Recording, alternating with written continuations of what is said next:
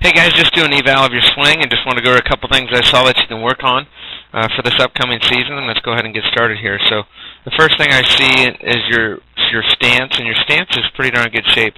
I do like your stance of where your hands are. I would like them probably be just a hair higher. Your knees are nice and bent; they're inside of our feet.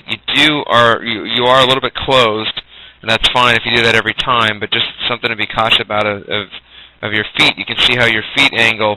This is kind of straight ahead, and you can see how you angle your feet. You kind of start off closed, meaning your back foot is back and your front foot is forward. So just make sure that you do it the same every time in regards to our feet, because it kind of seems like you start to bring them back together, but then as I go here, and you begin to move that back foot back. You can see how you started it kind of straight, and then you brought that foot and you brought it back.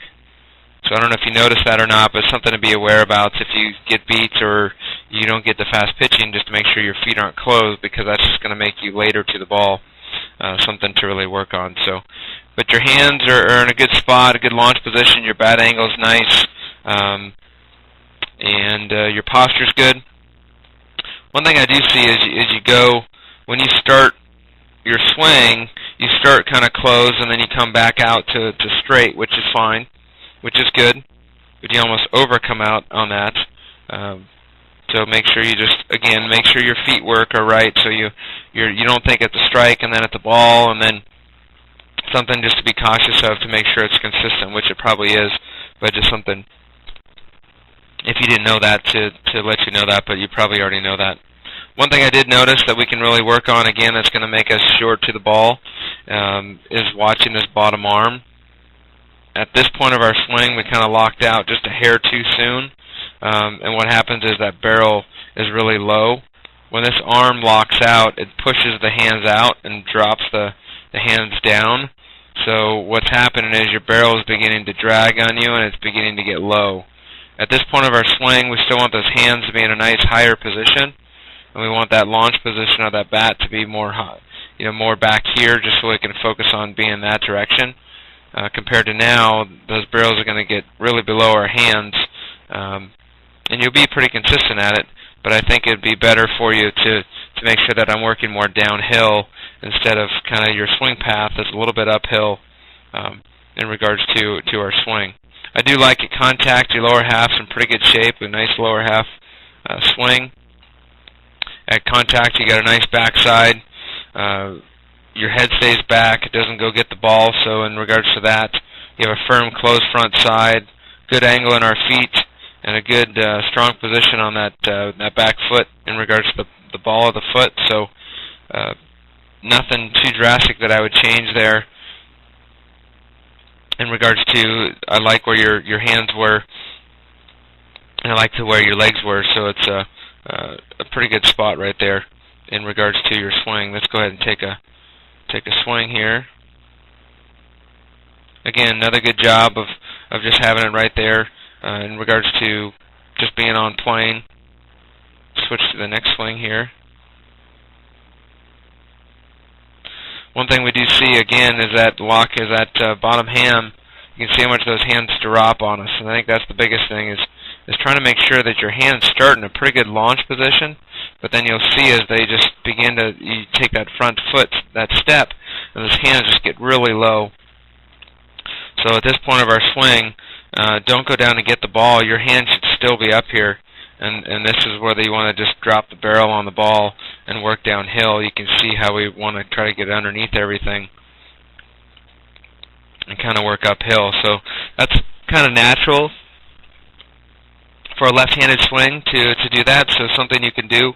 I call it the high T drill, and something really good to do is I would just take a nice high T, get the T, put it on a bucket, and get that T nice and high up towards your chest, kind of the upper part of the strike zone.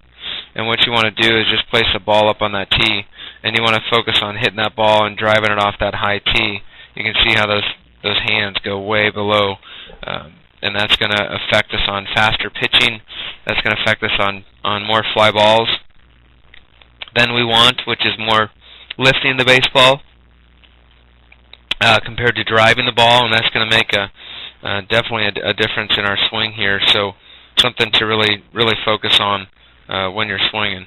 Let's go ahead and go into another one. Okay, so we start off closed again. His hands start in a good launch position. Maybe try starting with the hands a little bit higher. But you can see as I go land foot, once that front foot lands, do a little bit better job of not dropping those hands. That ball seemed to be a little bit higher. This one you kind of cut it off. Turn over the top hand too soon. Make sure you kind of get at that ball and stay behind it.